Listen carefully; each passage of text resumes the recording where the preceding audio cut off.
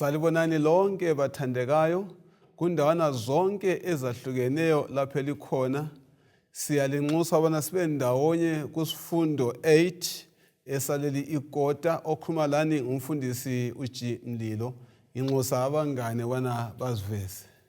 Siyabonga sihlobo esithandekayo silamukela kusona lesi sifundo. Siloko siqhubeka sitatitsha okunye ngoJesu. Mina engikhulumayo Elder Amos Maforo. Salibonani bathandekayo ngegama lenkosi yethu Jesu. Siyalibonga njalo elinye ithuba lokuhlala phansi sifunde ilizwi likaNkulunkulu. Sengathi singabusiseka sizwe injongo kaThixo ngathi. Mina ngumisi sisibonene nguhlanga. Ngiyalibingelela lonke balaleli lababukeli ngegama lenkosi yethu Jesu. Siyayibonga inkosi esivumile futhi njalo ukuthi sizwe amazwi okuphila.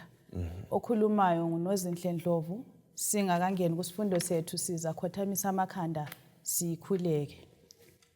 Baba wethu okhona ekhaya ezulwini, sindiswe othandekayo, siyabonga ngamathuba osipha wona ukubana sifunde ngawe. Sicela usincedise ngesiqu sikaMoya eNgcwele ukubana sizwisise khona lokho ofisa ukubana sikuzwisise ngezikhathi zokucina. Ubuso usincedisa ukuthi singafunda bese sisenza. Siphathiseke sonke, usenzele kahle, usibusise.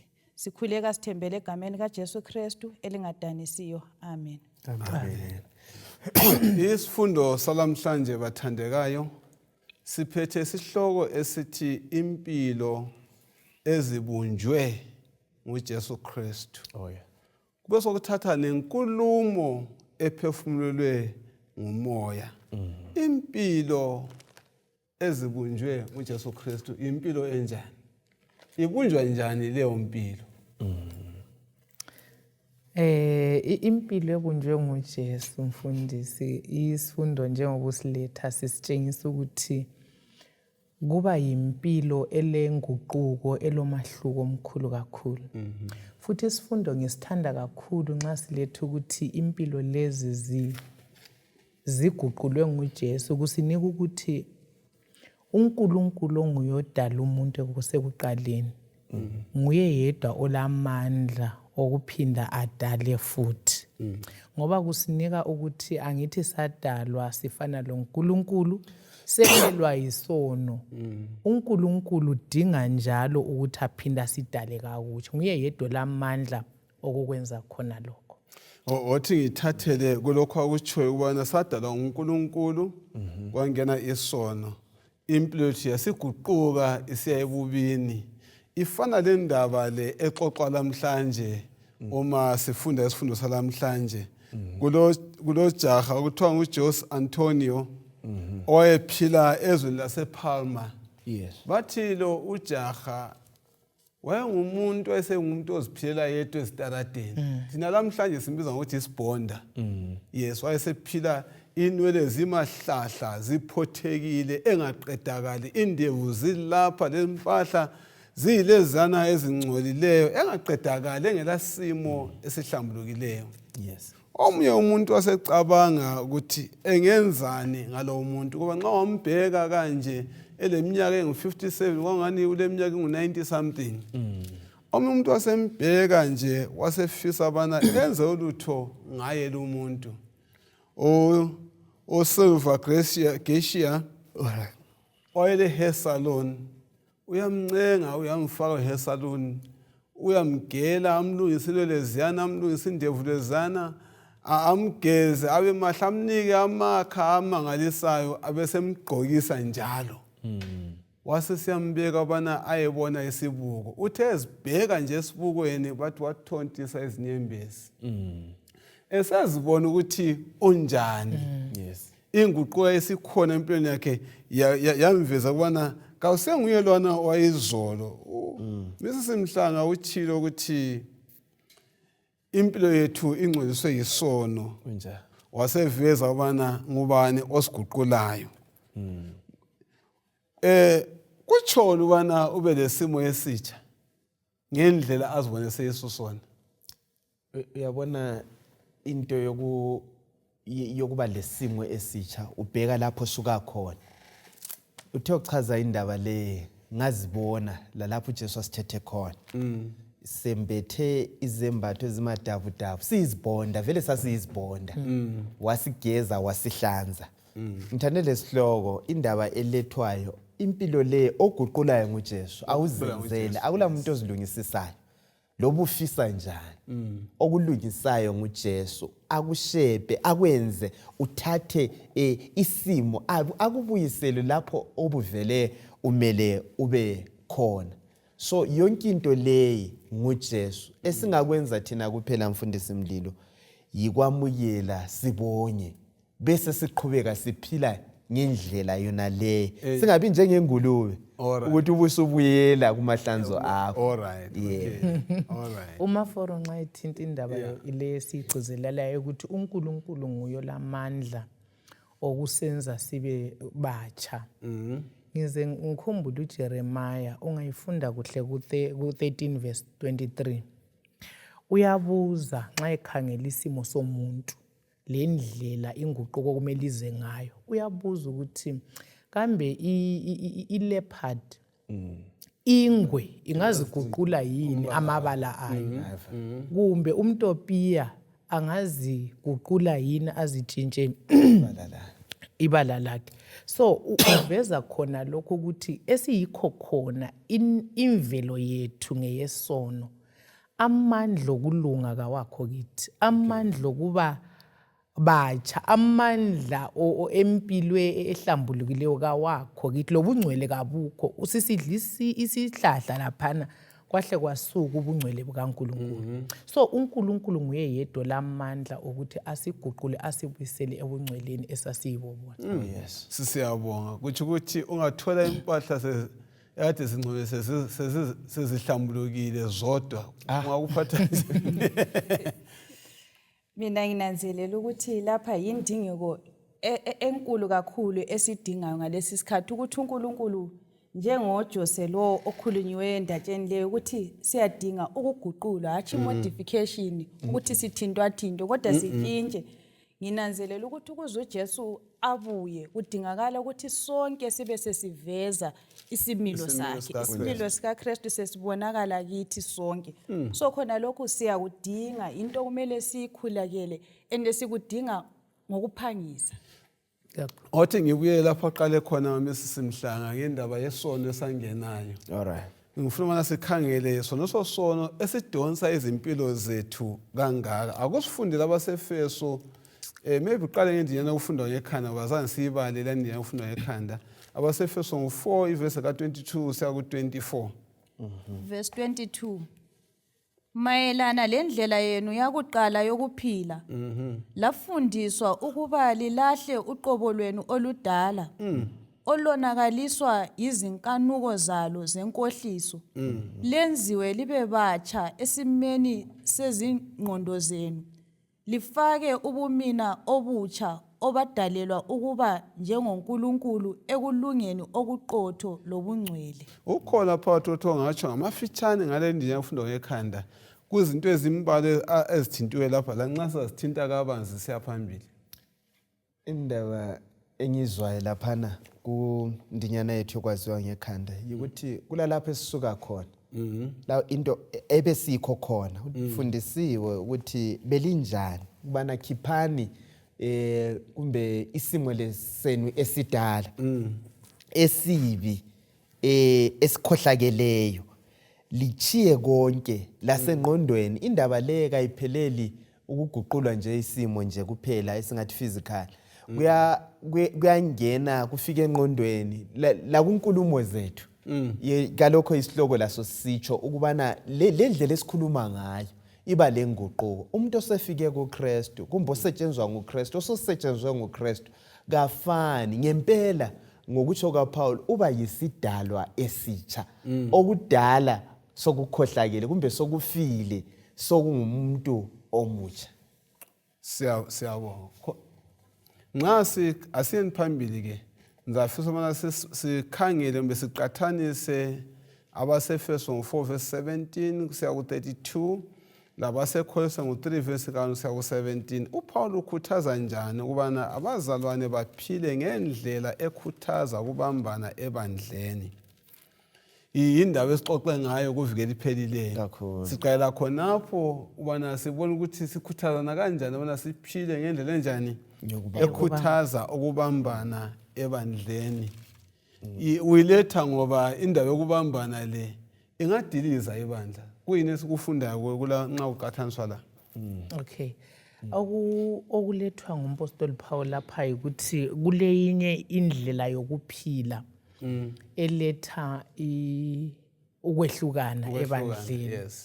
Yikho lapha umaforo ekhuluma ngokuthi nxa kumele umuntu atshintshwe, Yes. kutshintshwa lemicabango lezenzo. Ngoba nxa sesiphila sisebandleni simazile uKhristu sonke sesidalwe kakutsha kutsho ukuthi siphila kulomanyano. Kodwa lapha sinika khona kulezinto ezimbalwa isono uthi kasilahlwe ngoba uthi isono siletha ukwehlukana. Abe seletha ukuthi ukungalungi konke ukungcola likulahleni ukuze umzimba munye uphile. Yes. Khonapho esitsho Right. umhlobo wami lapha indaba leyi umfundisi indaba ejule kakhulu. Akuvumi vele akuvumi ukuthi nxa sihlangane lalo uJesu lo sisale sifana. Kulesinye isono vele esihlala sikithi, isono vele ngendlela esidalwe ngayo esizalwe ngayo mani esoneni lapha okudinga uJesu ngokwakhe ukuthi angenele afike asiqede. Okunye kwakhona ngokone sakwenzayo umfundisi Mlilo kwaba lokwahlukana, division kumbe ukuxabana. Vele lapho ungabona kulokumanyano kulo Jesu. Ngoba kwakho Sathani vele kulokuxabana kulokwehlukana kule divorce. Yikho phela ezayithi ukuthi hayi i-divorce ngiyayizonda ukwahlukana. So izikhathi eziningi uzathola ukuthi isono siyehlukanisa umntwana labazali.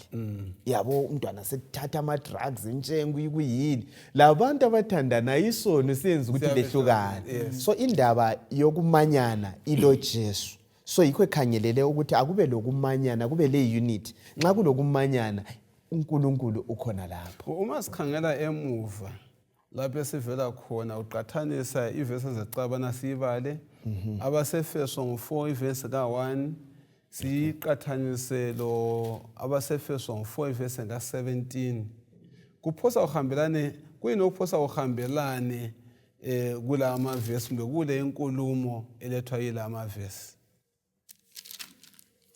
Sinanzelela ukuthi amavesi wonke wona la agqugquzela into eyodwa, indlela abantu okumele baphile ngayo, baphile njengabantu bakaNkulunkulu.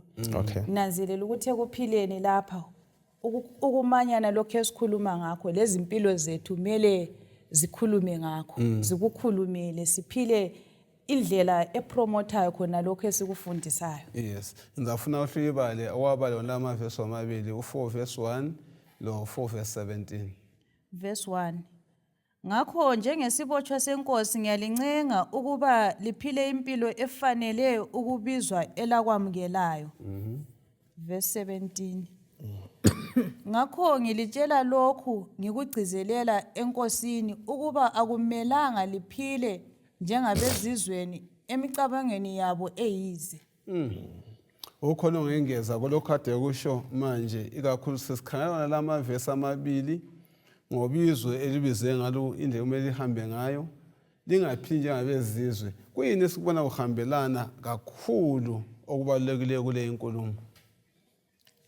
Ngibona ulimo olusetshenziswayo indaba yabezizwe uzanyanzelela ukuthi abezizwe vele abalayo uKhristu.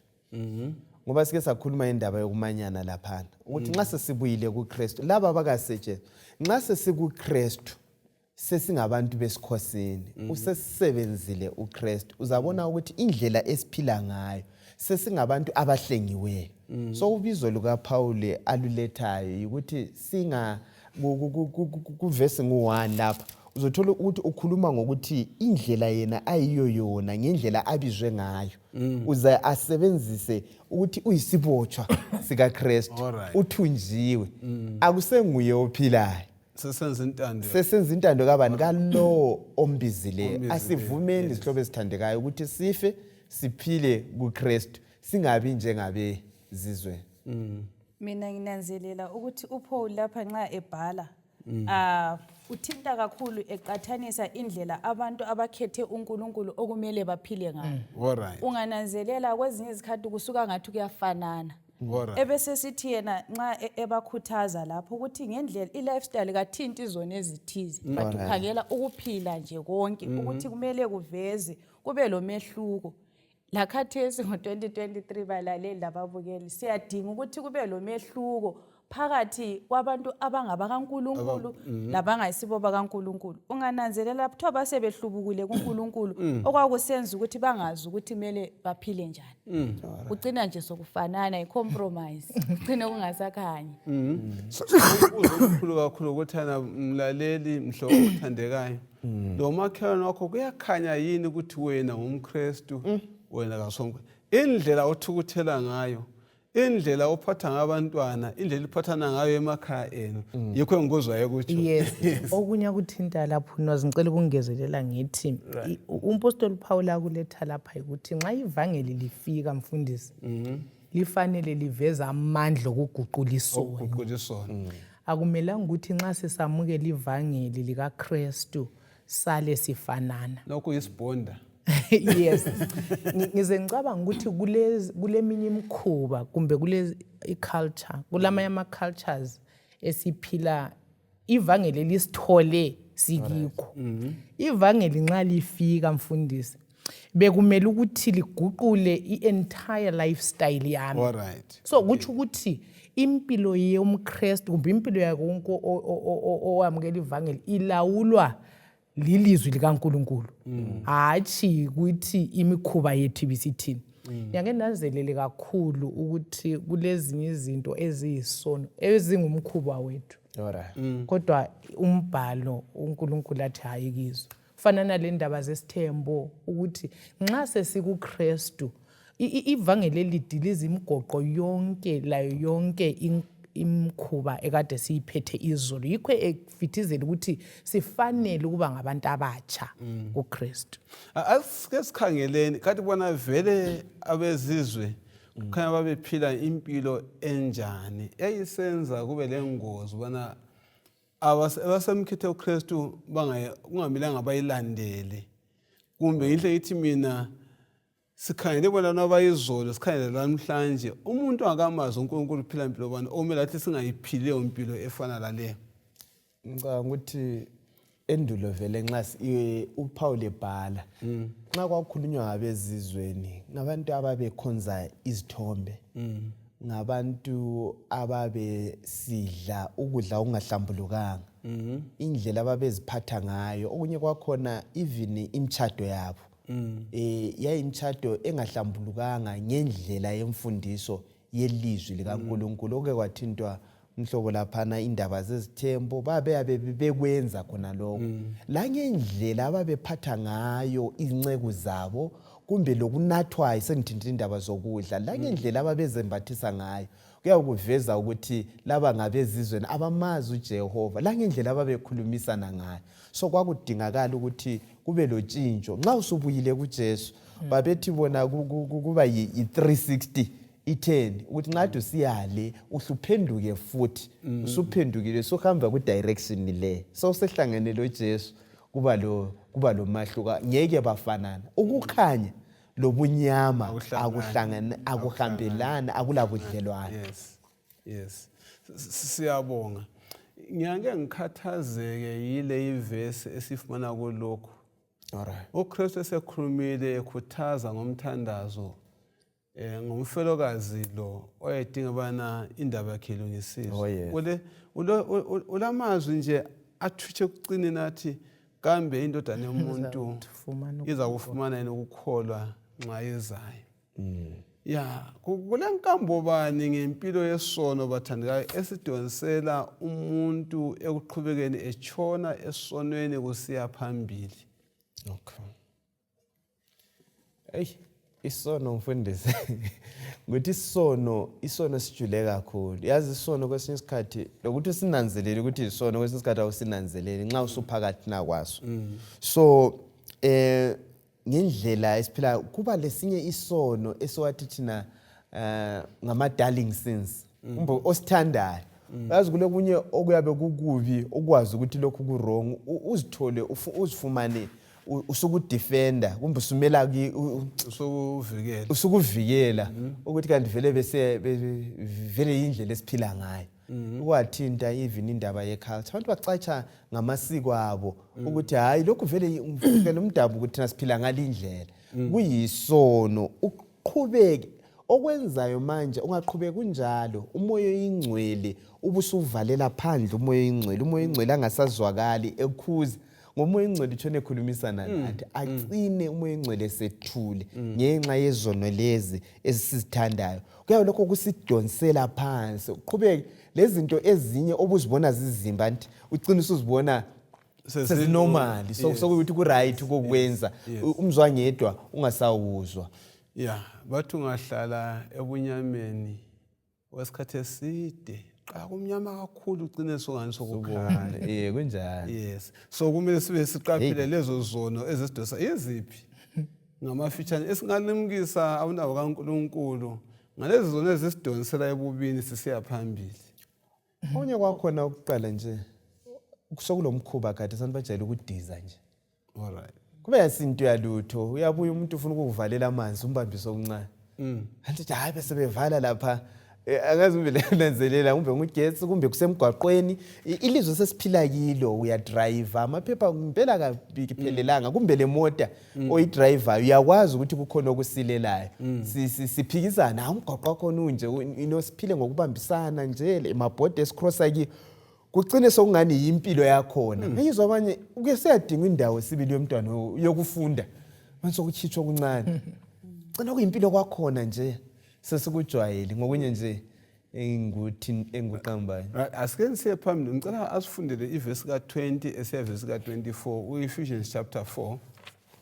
verse 20 kodwa lina uKhristu kalimazanga ngaleyo ndlela impela lezwa ngaye lafundiswa ngaye ngokumayelana leqiniso elikuJesu mayelana lendlela yenu yakuqala yokuphila lafundiswa ukuba lilahle uqobo lwenu oludala olonakaliswa izinkanuko zalo zenkohliso lenziwe libe batsha esimeni sezingqondo zenu lifake ubumina obutsha obadalelwa ukuba njengoNkulunkulu ekulungeni okuqotho lobungcwele uma silalela amavesi la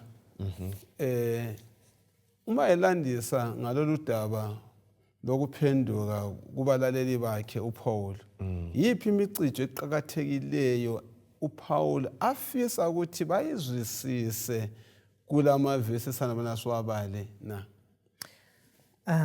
siyabonga mfundisi umpostoli Paul akulethayo lapha ukuthi umcijo wakuqala ukuthi izolo bebenjani umpostoli Paul uletha ukuthi lina limazila uKhristu so okokuqala uletha umcijo ukuthi kufanele ukuthi njengoba bebenje izolo kufanele ukuthi basuke kukhona lokho babeka umuntu wayizolo emuva umcijo wesibili ngamandla alokho uKhristu akwenzayo ukuhlangana loKhristu ukumazi yikho sithi ukumazi uKhristu ayikhona ukwazi ukuzwa ngaye ngitsho knowing Christ lo uthi knowing about ukuthi iexperience inkambo engiba layo yokuguqulwa amandla then abesesinika ke isigaba sesithathu lapho umuntu eseyisidalwe esitsha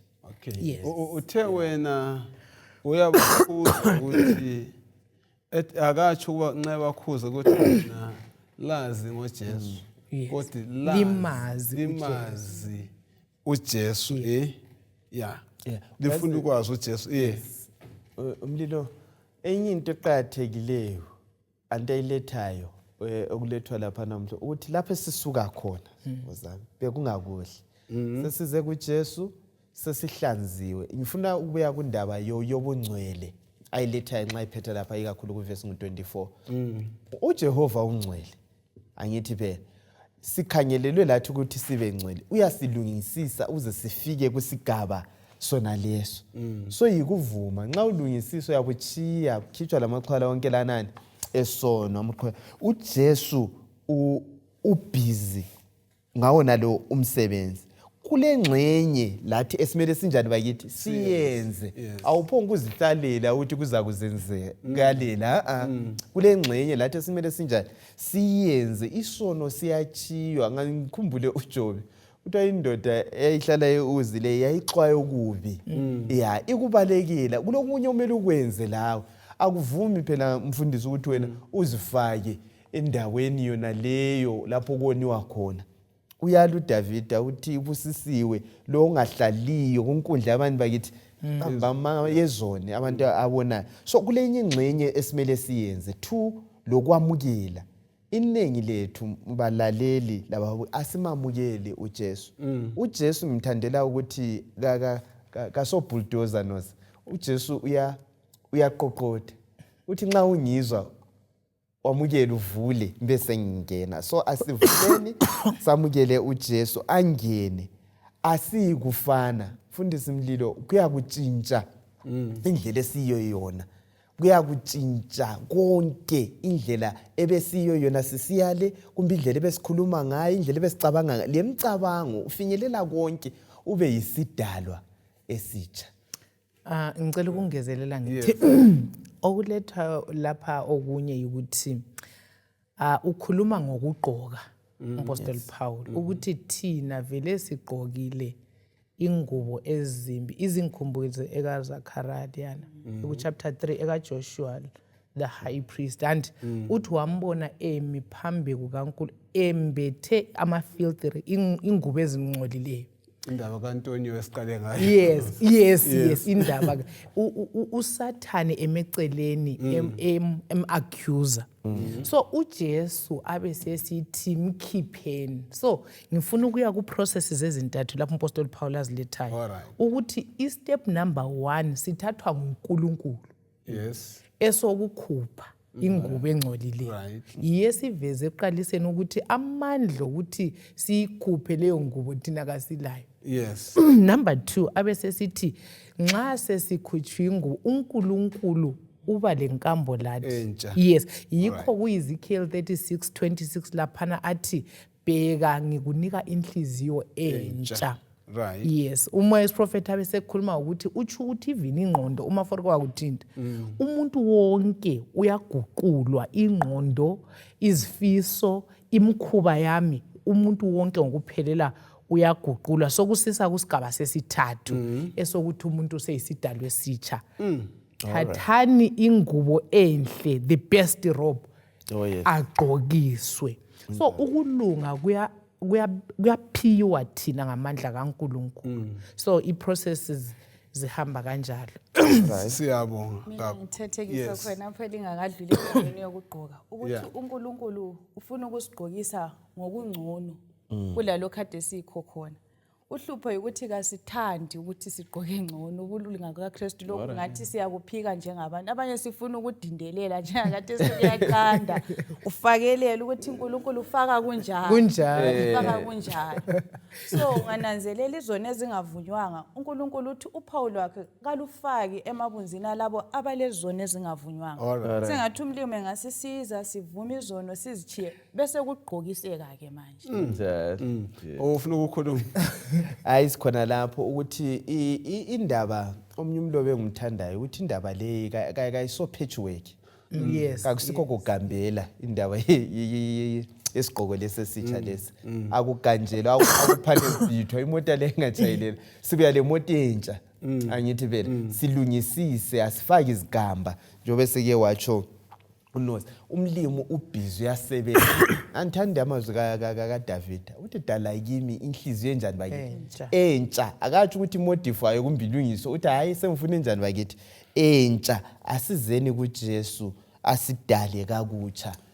Siyabonga abathandekayo nxa sisizwa bana nguJesu osiguqulayo futhi kasilaleleni ilizwi likaNkulunkulu. Leli lizwi likaNkulunkulu yilo elisiguqulayo kakhulu uma selilalela. Mahluko bani okhona obalulekileyo phakathi kokufunda ngoKristu lokufunda ukwazi uKristu na okwayithinta sefuna sike sichange ngamafitshane sesidlulela phambili. Qedise. Ukumazi uKristu ikuba lenkambo lamandla abonakalisiwe kweyami impilo ngoKristu. Lokho okwenziwe nguKristu kweyami impilo.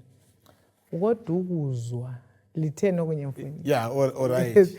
Ukuzwa mhlawumbe ngoKristu ikuba lolwazi lalokho uKristu angakwenza. Kodwa lo lwazi lawo mandla ngiyezwa ngawo loba ngingawafunda embhalweni kodwa akakabonakaliswa kimi. Ngeindlela wala kudlelwana lawo. Alright. Akumfundele abasefeso ngo4 verse 25 usiya ku29. Verse 25. Ngakho ke lo wenu kumele alahle amanga akhulume iqiniso kumakhelwane wakhe. Ngoba sonke siyizitho zomzimba munye. Ekuthukutheleni wenu lingenzi isono. Ilanga kalingatshoni lilokhu lithukuthele. Njalo lingamniki uSathani indawo yokugxila. Lo obekade entshontsha ngangantshontshi futhi kodwa kumele asebenze enze ulutho olusizayo ngezandla zakhe ukuze abe langakwebela abaswelayo. Akungabi lenkulumo embi ephuma emlonyeni yenu kodwa okusizayo ekwakheni abanye mayelana lezinswelo zabo ukuba kusize labo abalalelayo. Nxa silalela indaba le ekhulunywa nguPaul bathandekayo ngendlela akuletha ngayo kubazalwane yipi eqhakatheke kakhulu manje futhi kungani ezimpilweni zethu kathesi. Nxa silalela amazwi wonke kakhulu afundwe ku-Ephesians 4 verse 25 kuya ku29.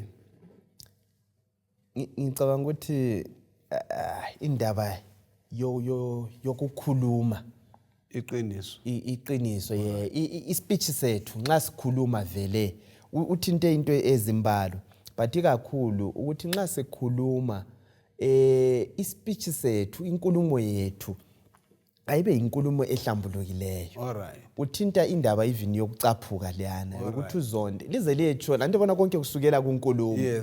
Lamanga uthola ukuthi amanga abantu bakhuluma into ezingenzakalanga kubuye lesinyeyo kunenge okwenzakala. Ngibona lokhu mfundisi vele kwenzakala kusizukulu sakhathi kwakusenzakala khonapho. Ngibona khathesi kuwesi kakhulu ngoba phela amanga khathesi lamafonini lapha kuqanjwa amanga kuforwardwe ezinye izinto abantu bakhuluma into abafaka izinto abangazibonanga. Ubani wenza lokhu lo bani yizinews ikho okumnandi. So iqiniso kumele ethulwe ngayiphi indlela nxa konjalo. Yes. Iqiniso sasilikhuluma kuhle ngothando. Ukhona mfundisi phela othi nxa ekhuluma ethi mina landaba ukuthi lifike njani iqiniso liqiniso. Iqiniso aliqedi ubuhlobo andisa sikuze khona kwa ngizilonga umtshelile akunjalo uJesu wayenganjalo wayelikhuluma iqiniso ngothando ngesikhathi esifaneleyo umuntu azizwe ngumuntu aphenduke kungacompromisewanga futhi. Mina nginanzelela ukuthi okunye okuthintiwe lapha silonke sigcile endabeni yokwakha ukuthi simanyane. Yes. Kungaba lemanga kube le ndaba yokuzonda yemfuna ukuyithinta kakhulu ukuthi la ukuzonda ungazonda kwezinye izikhathi ugcina usenza into yonakale sibili ngamazwi okuthukuthela. Nginanzelela ukuthi khona lokho kumele sikufunde umlimo esiphathisa sibe kwazi ngangcono uthule kulokuthi ukhulume okunye okuzalimaza omunye. Alright. Okay, utshona uPaul uma ethi khuluma iqiniso lomakhelwane wakho lokuthi ngoba singumzimba munye kuyini afuna akufithizele la ube ngithi nxa uzakuthinta khona phana enkulumeni yakho kodwa kuyini afuna akufithizele ukuthi nxa ukhuluma iqiniso lomakhelwane wakho ungakhohlwa ukuthi wena lalo makhelwane wakho linjani ngumzimba munye ufuna nafithizeleni kumaKristu kulokho? Kule command lana kaJesu. uJesu omunye uthi imithetho mbili. Thanda uNkulunkulu inhliziyo yakho yonke nengqondo yakho yonke namandla akho wonke. Owesibili ufana loqifana. Uthanda umakhelwane wakho njengoba uzithanda. Umakhelwane wakho ngubani? So indaba yamanga anti sikhuluma ngokumanyana la. Ungabona izizwe izimpi esikizo even yona le esikiye Ukraine neRussia. Ungathola ukuthi kuqale emangeni lokucabangela ukuthi umuntu ucabanga ngalindlela engabe la lokho ela kungamanga.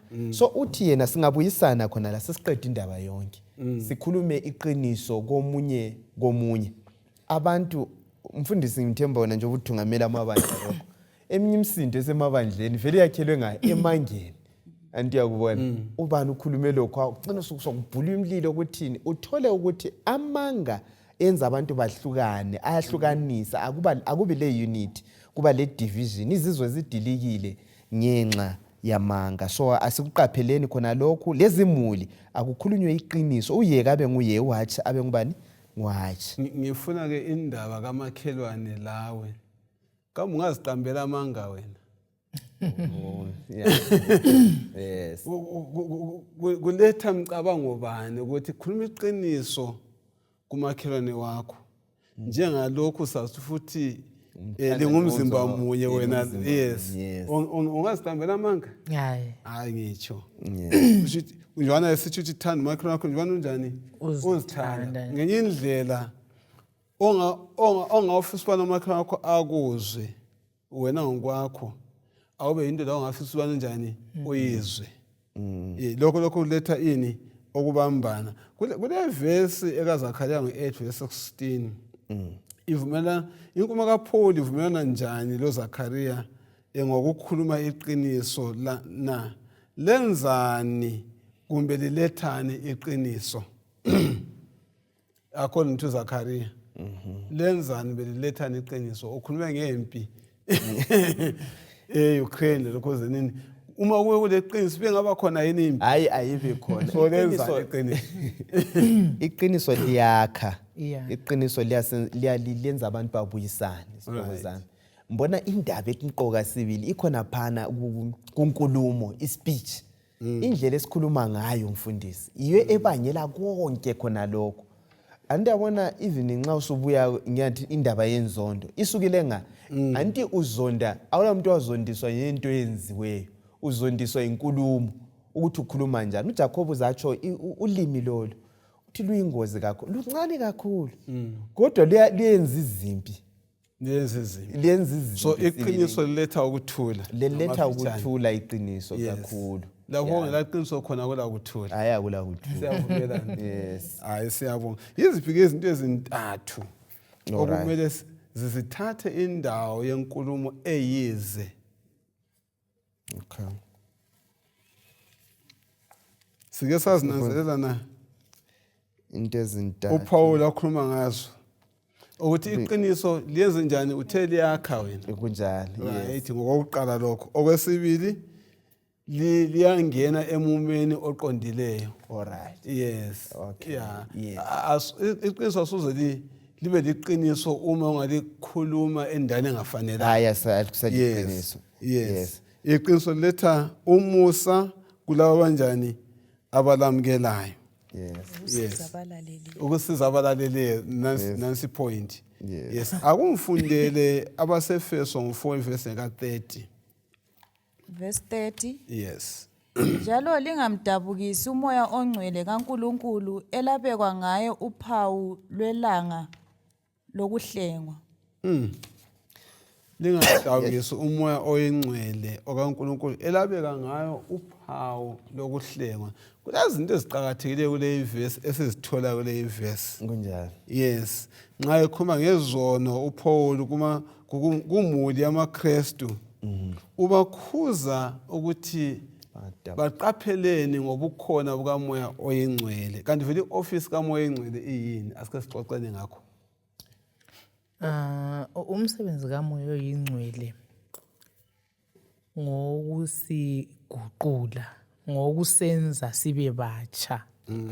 Nguye olamandla okusidala kutsha. So engikuzwayo lapha evesini ukuthi nxa umpostoli Paul esithi nxa sisenza lezi zinto sikhuluma amanga sikhuluma inkohliso sisenza lezi zonke lezi zinto eziyizono siyamdabukisa kakhulu umoya oyingcwele. So okubuyayo lapha ukuthi umoya oyingcwele uyakhathazeka ngempilo zethu ezala zisalele esonweni yena efuna ukusisusa esonweni asinike uhambo okutsha. So nxa siqhubeka sisalele esonweni silokhe singabantu abadala umoya oyingcwele ezama ukuthi asidale sibe batsha khona lokho yikho ngizwe kulethu ukuthi kuyamdabukisa kakhulu umoya oyingcwele. Siyabonga. Omunye uzweni. Khonapho nginanzelela ukuthi nxa umoya oyingcwele eveza okuka Khristu ukuthi nxa sesikuvezele thina bese sisala ukukulandela khona lokho umoya oyingcwele siyamdabukisa ukuthi kambe sengenzani ungabulonke ukhuluma into njalo nje kungabi le change. Nginanzelela ukuthi kwezinye izikhathi sikuthatha ukuthi ubudlelwano bami lawo mfundisi into ephelela kithi kuphela kodwa sinanzelela ukuthi kukhulu kulalokho esingakucabanga ukuthi sokungenza umoya oyingcwele edabuka ngithi hayi mina kuphelele kumfundisi ngiqambela amanga kwaphela khonapho kugcine kusiba le ndonsela ekusindisweni kwethu ukuthi singasasindise umoya oyingcwele ngadabuka akula ngenye indlela esingaguqulwa ngayo ngoba nguye osebenza umsebenzi wokuthi asiguqule asincengele. Umunye uthithe yabusucabane lo mabhalana obhala amabizo awusaregisteki. Iziphi vele zona izizono ezenza ezingabangela uchilo ngamafitshane kodwa iziphi lezo zona ezingabangela abana umoya oyingcwele adabuke ngathi? Umoya oyingcwele nguNkulunkulu. Umoya oyingcwele njengoba ethintile umsebenzi wakhe ngokusiguqula esithi transformation. Sike sakuthinta kusifundo esidlulileyo indaba ye sanctification okuyi process. Umoya oyingcwele uhlele ekhulumisana lathi esincenga ukuthi samukele uKristu. Kulezinye izono esiyabe sizenza umoya oyingcwele uyakhuza, that still small voice. Sike satsho lapha ukuthi kwesinye isikhathi ucina usujwayele ulokhu ujwayele isono lesana kuze kuthule ilizwi lela akusathi thi nxa ususenza lokho umoya oyingcwele usesukile usumdabukisile umoya oyingcwele usethuthile. Nxa kungasela moya oyingcwele awusasindiseki njengoba thinta unozi ukuthi usukhuba umabhalana awubhale. So indaba le iserious nxa sikhonza sihlobo zami asiphileni njengabantu abazi abalalelayo indaba yomusa mfundisi loba uyancengwa kufike kwesinye isikhathi ngoba uyathi wena hayi lokho angifuni kanti nxa ungafuni njengoba ngeke ngatsho ukuthi umbuso kaJehova ayisho ukubamba abantu ngamandla hathi nxa ungafuni uyasiza kwekela umoya oyingcwele usedabukile athuthe kuwe. Okugcina ivesi ithi yona umoya oyingcwele nguwaliphawulayo ebuhlengweni kwenu. Uyakhumbula uJesu ebhaphathizwa uJesu lathi nxa ubhaphathizwa uyamukeliswa umoya oyingcwele uphawulwe ufakwe eceleni. So uyabe lokhu ihlele lawe ebuncenga kodwa ngokungamlaleli ngokungathathi izixwayiso zakhe uyamdabukisa agcine ethuthile. Uyamdabukisa agcine ethuthile. Kutsho ukuthi lokho kutsho ukuthi umoya oyingcwele ubuthakathaka yini ukuthi uyadabuka nje masinyane? Umoya oyingcwele uyabekezela, durable. Ukuyini esikufundayo. Ubekezela kakhulu ngendlela esona ngayo mfundisi. Anabona ngemicabango ngokwenza ngize ngikhumbule ngensuku zika Noah. uNkulunkulu uthi mina ngizawunikeza lesi sizukulwana 120 years. Ungayibala kubhuku iPatriarchs and Prophets kuthiwa uNkulunkulu ngeminyaka yena le wayelokhe esusa umoya wakhe oyingcwele kancane kancane. So just imagine unikezwe 120 years vele ubusona ubusunikezwe omunye umusa we120 years. So ngiyeke ukuthina hayi ayisiyo umoya oyingcwele ubuthakathaka ubelokhe sincenga elokhe encenga kodwa wena ngosenze isinqumo ukuthi angifuni angithi phela isinqumo sokuthuthisa umoya ngosenza khonokho utsho kuthena umoya oyingcwele ungamkhuba kuletha mfanekiso bani ngomoya oyingcwele uyindonsela yini o uyini nxa ungamkhuba nxa ungathana ngamkhuba udlodlo ngamkhuba umasipanda kusho ukuthi umoya ingcwele uyisimo esinjani singathi uyindonsela hayi kodwa indaba yokuzama ukuchaza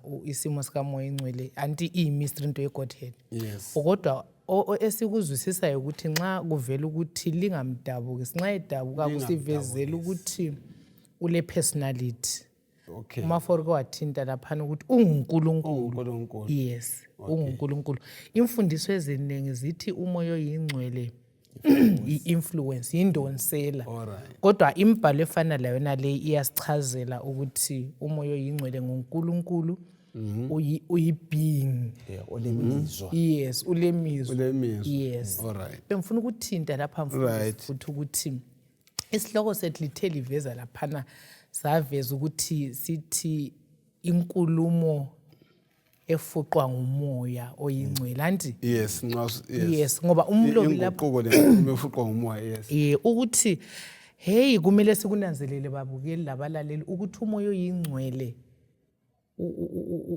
uqhakathekisa kanganani ukuthi sikhuluma njani omunye lomunye ngoba kuthiwe lapha okumdabukisa kakhulu ukuthi sonke siphiwe isipho sokukhuluma kodwa nxa isipho sakhona sesisebenzisa ukulimaza yes yikho okumdabukisa ukwehlisa omunye yes mfundisi mina ke ngicabanga ukuthi kwesinye isikhathi asikunaki lokuthi sitheni kodwa kusela umoya engcwele kuba elala emini so kwesinye isikhathi indlela esiphendulana ngayo kumbe engikhuluma ngayo ngomaforo ensitha ngikhuluma njani ngaye mbone ngani umoya oyingcwele uNkulunkulu uyakudinga ukuthi ngabe ulimi lwethu ngabe inkulumo zethu ziyathanjiswa ngumoya oyingcwele abathandekayo sengani thina sonke lapha esikhona singavuma umoya oyingcwele weluse imilomo yethu kunjani singahlanzi ngemlomo yethu kodwa sikhuluma okwakhayo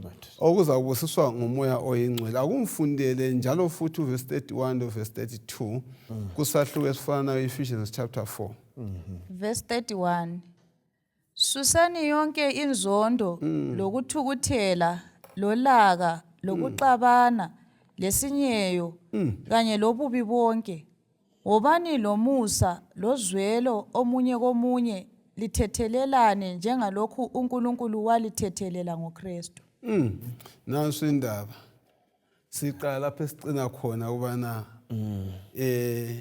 inkulumo eziyizi kazinjani ngazisuke kulamavesi kuyini uPaul akuxwayisayo ngokusetshenziswa kwamazwi amazwi siwasebenzisa njani susani lokho khona kuyini ukuxwayisa yes ngibona yazi indlela esiphila ngayo vele thina isikhiwa bathi wa social beings anti silobudlelwano labanye abantu into ebayingozi kakhulu indlela esikhulumisana ngayo bese kuphuma amazwi inkulumo zethu abantu balimele zinkulumo ngeke ngakutsho izimpi sizibona zinje ngamazwi ukuthi utheni likhuluma undelele ukhuluma ngalindlela uziphatha ngalindlela so uPaul yikho ekhuza la ukuthi into yonke esiyenzayo asibeni mnene sibe buthakathaka komunye sizwelane sithethelelane futhi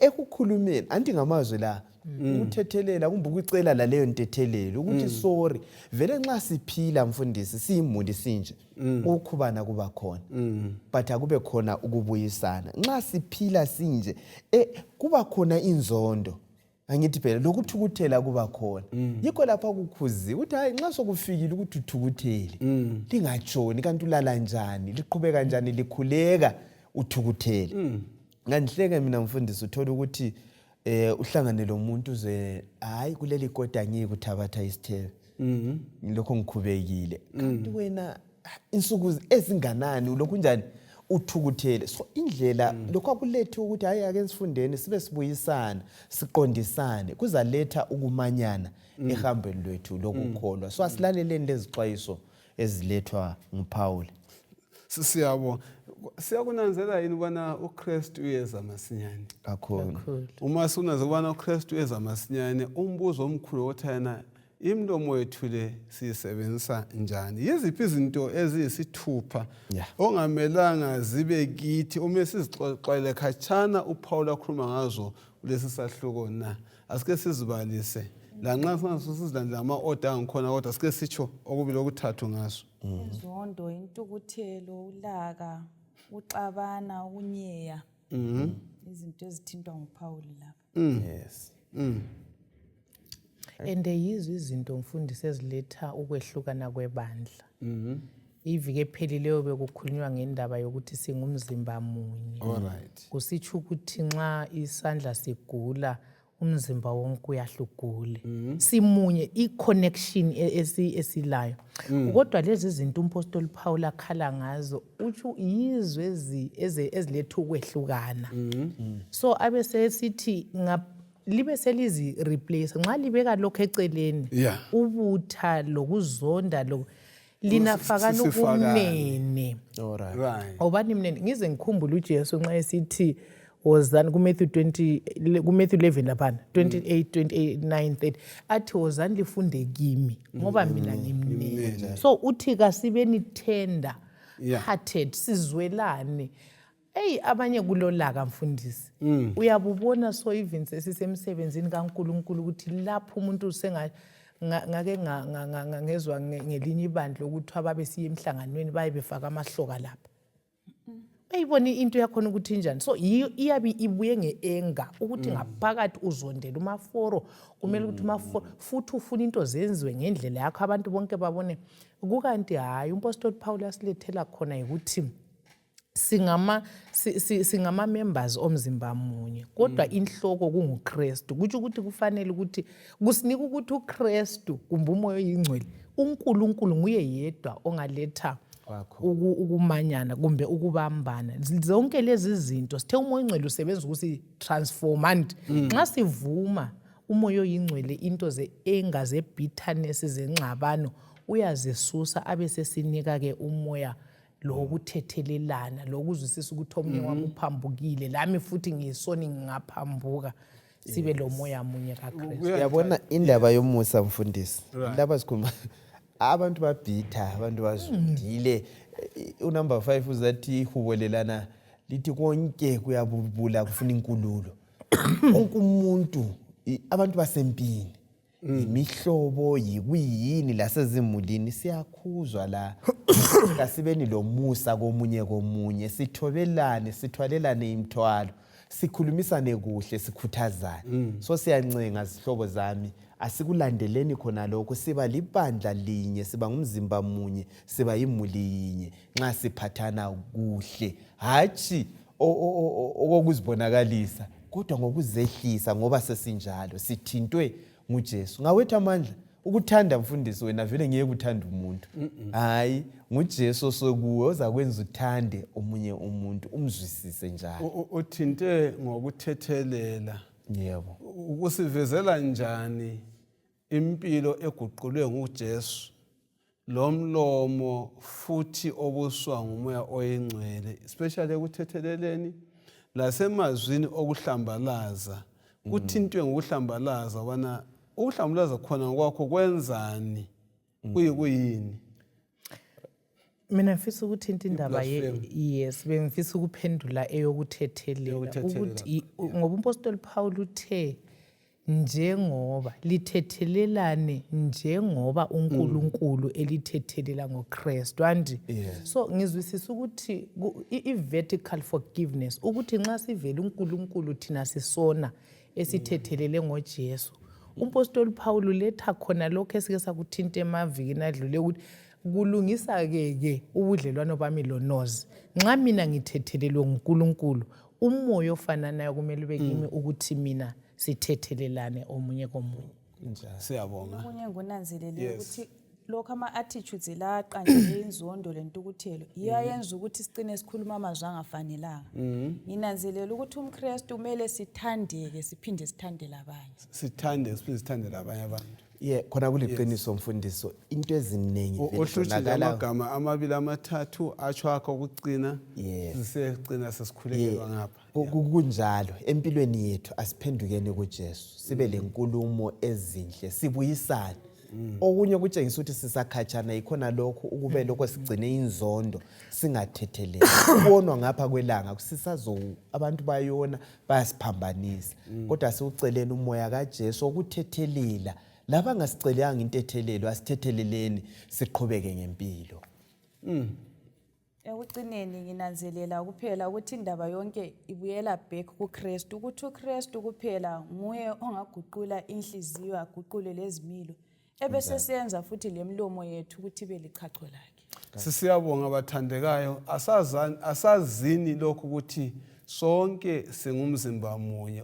uPaul bekulwisa khona sibe ngumzimba njani munye kuye sithandane. Uma impilo yethu siguqukile lemlomo yethu izakuguquka sikwazi ukuthethelelana nxa sesisuse konke okubi enkulumeni zethu sabalibandla elibambeneyo kakhulu. Siyabonga abathandekayo ukuthi uNkulunkulu asivezele ukuthi ithemba lethu likuKristu kuphela.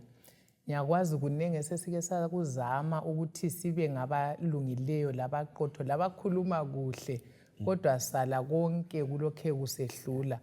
Isiphephelo nguJesu kasambeni kuNkulunkulu nguye yedwa lamandla okusiguqula lokusinika impilo entsha. Asivumeni ukususwa ukukhishwa izigqoko ezingcolileyo sembeswe ingubo yokulunga. uNkulunkulu kasibusise kasicimezeni sibe nomthandazo. Baba wethu oyingcwele okhoneka ezulwini siyabonga ukuthi usilethele imfihlakalo emangalisayo enje. Siyakudinga kakhulu ezimpilweni zethu.